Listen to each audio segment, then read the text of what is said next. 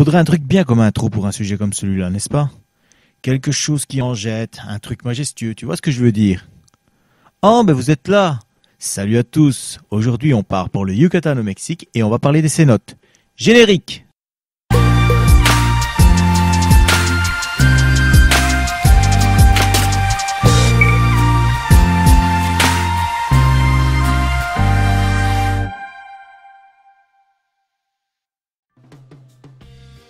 Deuxième destination touristique du Mexique, la plus fréquentée après Mexico, le Yucatan est très réputé, c'est un fait.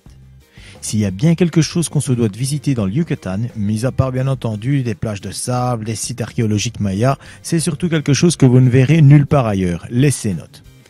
Alors, si vous n'avez jamais entendu parler des cénotes, il faut expliquer ce que c'est. Le mot cénote vient du mot maya zonot, signifiant puits sacré. Ce sont des gouffres ou des grottes dont l'effondrement en milieu calcaire est totalement ou partiellement rempli d'eau douce et parfois d'une couche inférieure d'eau de mer s'ils communiquent avec le milieu marin par des failles ou bien des conduits. Ils font office de puits naturels qui peuvent atteindre plusieurs dizaines de mètres de profondeur. Certains cénotes sont verticaux, un peu comme des puits remplis d'eau, d'autres se présentent sous la forme de grottes comportant des bassins et des passages sous-marins. Les cénotes offraient aux populations mayas la seule source d'eau dans la jungle et étaient dès lors considérées comme sacrées par le peuple maya. Les Mayas considéraient les cénotes comme une entrée de leur monde souterrain où vivent leurs dieux et leurs esprits résidant après la mort. Principale source d'eau potable de la péninsule, ils étaient aussi la demeure de Shak, le dieu de la pluie, ainsi que l'entrée de l'inframonde. Et certaines sont encore aujourd'hui le lieu de cérémonie en hommage aux dieux du monde souterrain. Bien qu'on en trouve en Amérique du Nord et en Amérique centrale, mais aussi dans le reste du monde, c'est particulièrement dans la péninsule du Yucatan au Mexique qu'ils sont les plus nombreux. On en compte pas moins de 10 000. On reviendra sur le pourquoi on en trouve autant dans cette région. Un cénote peut se retrouver submergé sous le niveau de la mer. On parle alors de trou bleu. Un exemple bien connu est celui du Belize, dont les dimensions atteignent un diamètre de 300 mètres et une profondeur de 124 mètres. Le cénote Zacaton, au nord-est du Mexique, est le plus profond connu au monde. Un robot plongeur autonome, le Deep X2, l'a exploré et cartographié. Il atteint son fond à 318 mètres de profondeur. Cette exploration a été faite en mai 2007. Lorsque l'explorateur Francisco Hernández de Córdoba accosta en 1517, il demanda aux habitants mayas comment s'appelait la région. La légende veut qu'ils aient répondu Yucatan, ce qui signifie « je ne comprends pas ce que vous dites ». Pour situer un peu tout ça, le Yucatan est une région du Mexique qui est en face de Cuba. La péninsule du Yucatan est composée de 3 États, le Yucatan, Campeche et le Quintana Roo. Le Mexique est composé d'États comme les États-Unis d'Amérique. D'ailleurs, le nom complet est Estados Unidos Mexicanos. La géographie du nord du Yucatan est particulière. Le relief est relativement plat. L'altitude est peu élevée. La région n'est pas parcourue par des fleuves ou des rivières. En revanche, le sous-sol comporte des rivières souterraines. Un truc intéressant à savoir sur le fait que le Yucatan est plat, les archéologues explorant la jungle du Yucatan savent que généralement, lorsqu'ils trouvent des monticules ou des petites collines, ceux-ci ne sont pas naturels et que ce sont des vestiges de construction maya. La formation des cénotes est à la base un phénomène de dissolution. Les terrains calcaires subissent l'action de l'eau qui est située en dessous. L'eau provient d'un réseau de grottes et de rivières souterraines dans tout le Yucatan. Une fois que l'eau a dissous la roche calcaire au point de fragiliser la structure rocheuse, celle-ci ne tient plus et elle s'effondre. Une ouverture vers la surface apparaît et c'est la création d'un cénote. Ce qu'il faut comprendre, c'est qu'un cénote forme un gouffre naturel suite à l'effondrement du plafond d'une grotte. Mais comment l'eau peut-elle dissoudre la roche calcaire? Petite expérience. Nous prenons un verre d'eau pure et nous mettons de la craie. Qu'est-ce qu'on observe? Rien. La craie dans l'eau pure ne semble pas se dissoudre. En effet, le carbonate de calcium est très peu soluble dans l'eau pure. Au vu de cette expérience, on pourrait donc s'attendre à ce que le calcaire ne soit pas altérable par l'eau. Et maintenant, on va faire la même chose avec de l'eau chargée en CO2. On constate que la craie dans le récipient d'eau gazifiée se dissout très rapidement. Selon la loi des équilibres chimiques, une eau chargée en CO2 est plus acide et elle produit des ions H3O+. Le bilan des réactions de dissolution du calcaire et de la dissolution du CO2 peut donc s'écrire comme ceci. L'eau riche en CO2 favorise donc la solubilisation du carbonate de calcium et elle a donc un pouvoir de dissolution du calcaire bien plus important que l'eau pure. Pourtant, on trouve de la roche calcaire un peu partout sur Terre, mais les cénotes sont presque exclusifs au Yucatan. Pourquoi c'est là qu'il y en a le plus ? Eh bien là, c'est une combinaison d'événements géologiques et de changements climatiques qui ont conduit au développement de ces écosystèmes uniques. Il y a des millions d'années, la péninsule du Yucatan était un récif géant situé dans l'océan sous plusieurs mètres d'eau. Au cours de la dernière période glaciaire, le niveau des océans a diminué. Le niveau des eaux était environ 100 mètres plus bas que leur niveau actuel, en exposant ainsi le récif à la surface. Le corail est mort et la jungle s'est développée sur une plateforme de calcaire d'une épaisseur de près de 2 km, créée par les récifs coralliens. Les fossiles trouvés loin à l'intérieur des terres en sont la preuve et peuvent être fréquemment observés lors d'une plongée en cénote. Dans le nord du Yucatan, un anneau de cénotes se trouve disposé de manière concentrique autour du cratère de Chicxulub. Le cratère de Chicxulub, du nom du village où il est situé, est un cratère d'impact situé dans le nord de la péninsule du Yucatan. Il a été provoqué par la collision d'une météorite de près de 10 km de diamètre qui s'est abattue sur Terre il y a 66 millions d'années, c'est-à-dire à la fin du Crétacé. Certains scientifiques considèrent que sa chute marque la fin de l'ère secondaire et ainsi qu'une extinction massive qui a frappé la Terre. Le diamètre du cratère est d'environ 180 km, ce qui laisse imaginer la puissance d'explosion. On parle de plusieurs milliards de fois celle de la bombe d'Hiroshima.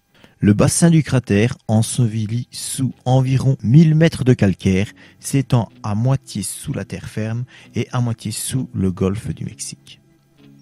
Comme nous l'avons vu, les systèmes de grottes imposants ont été formés par la dissolution progressive de la roche calcaire corallienne qui est très poreuse.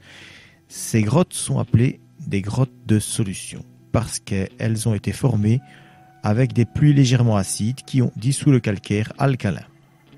À l'intérieur des grottes, les formations géologiques comme les stalactites qui pendent du plafond de la grotte et les stalagmites qui s'élèvent vers le haut de la caverne, elles se rejoignent souvent pour créer des colonnes offrant des images spectaculaires.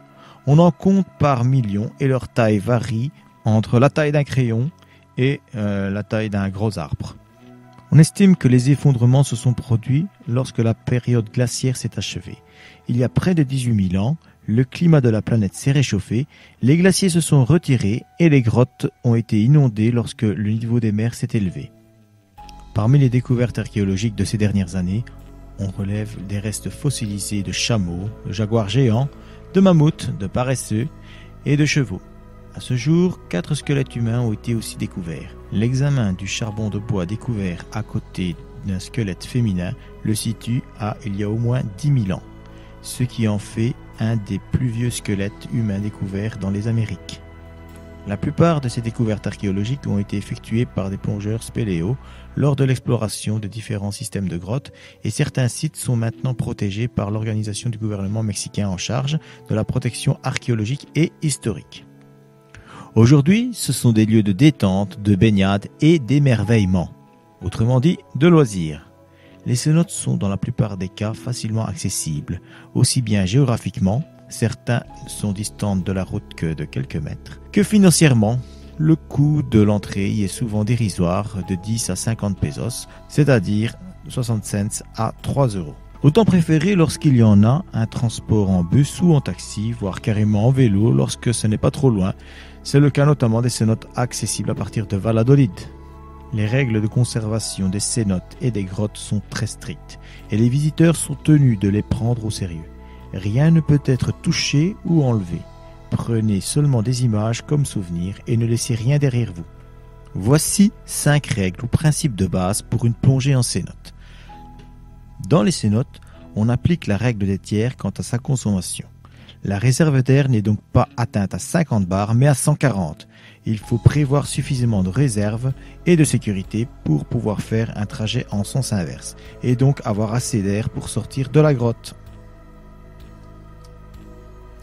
Le mouvement de palme ne peut pas se faire en ciseaux, car ces grands mouvements risquent de nous faire toucher le fond et de rendre l'eau trouble et relever les sédiments qui reposent sur le fond de la grotte. Il faut donc appliquer un nouveau style de déplacement, les jambes pliées à 90 degrés, et il ne faut pas bouger ses palmes, mais ses cuisses dans un mouvement d'ouverture-fermeture. On adopte donc un style de nage appelé le frog kick. Je rappelle que frog en anglais ça veut dire grenouille.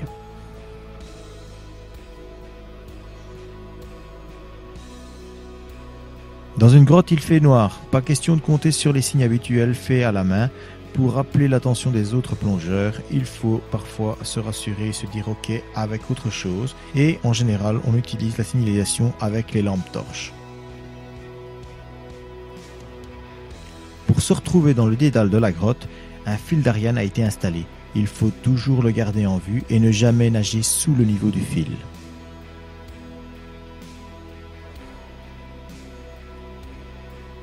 Pas question d'avancer 2 par 2, comme c'est souvent le cas pour des plongées classiques, mais l'un derrière l'autre, ce qui tombe sous le sens vu la largeur de certains passages. Chaque groupe ne peut dépasser le nombre de 5 plongeurs, dont le moniteur qui ouvre la nage. Bon, maintenant je vais vous présenter quelques cénotes. Je préfère le préciser, ce n'est pas un top. Des cénotes, il y en a plus de 10 000, il est donc impossible d'être exhaustif. Pour ceux qui ont déjà eu la chance d'en visiter, ce n'est pas parce que vous n'avez pas visité ceux que je vais mentionner que vous êtes passé à côté du must à faire impérativement. Sachez aussi que tous les cénotes ne sont pas accessibles et ceux que je vais mentionner ici sont visitables par le grand public, accessibles et aménagés. Chicken Ha. Découvert en 1997, le site comporte un ensemble de 3 cénotes. Chicken Ha, Tahak Biha, Extabé. Il se trouve à proximité de Playa del Carmen. San Uhun Cat. Ce cénote se trouve à Omun, à 1 heure de route de Mérida. C'est un cénote de type puits. L'eau est à 12 mètres plus bas.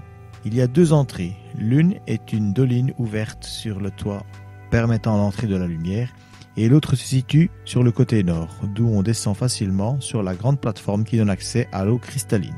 Ses dimensions 30 mètres sur 24 et 18 mètres de profondeur. Zassi. C'est un cénote de type semi-ouvert ou caverne.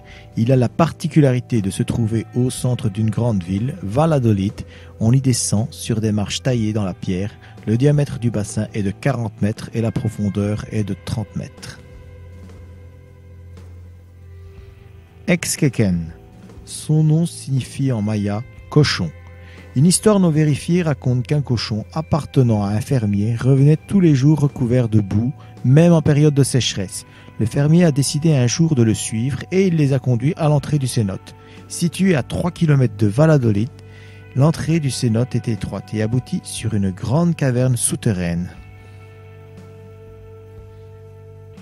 Iquil. Situé près de Pisté et à proximité du site de Chichen Itza, la profondeur du plan d'eau est de 40 mètres environ, pour un diamètre en surface de 60 mètres.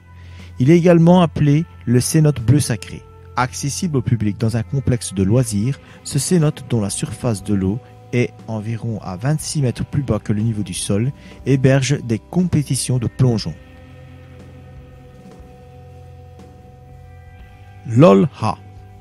Son nom signifie fleur d'eau. Situé à Yaxuna, il est en forme de puits et on y accède via un escalier très vertical. Donc, attention. Gran Cenote. Ce nom-là veut tout dire. Il est situé sur la route qui mène au site de Coba en partant de Tulum. Comptez plus ou moins 4 km. Sur place, la plongée et le snorkeling sont au rendez-vous. Le cénote donne à faire pour toute la famille. Dos Ojos. Dos Ojos, Dieu yeux, s'impose pour sa beauté, mais surtout pour son accessibilité. Les plongées y sont très faciles et ouvertes même aux débutants. L'endroit est idéal pour une première expérience en grotte. Une autre bonne raison de le découvrir, le site de Dos Horos est répertorié dans le top 10 des systèmes de grottes sous-marines les plus longues du monde. On fait généralement 2 plongées au cénote Dos Horos.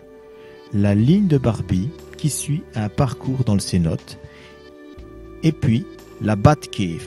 Malheureusement, aucun Batman à signaler. Lors de la plongée, la promenade s'interrompt un instant pour remonter à la surface et observer des chauves-souris dans une petite salle de la grotte possédant un puits de lumière. Pour les plongeurs tech, il existe d'autres plongées plus techniques. Elles sont proposées aux plus expérimentés. Il est possible aussi de découvrir le cénote en snorkeling.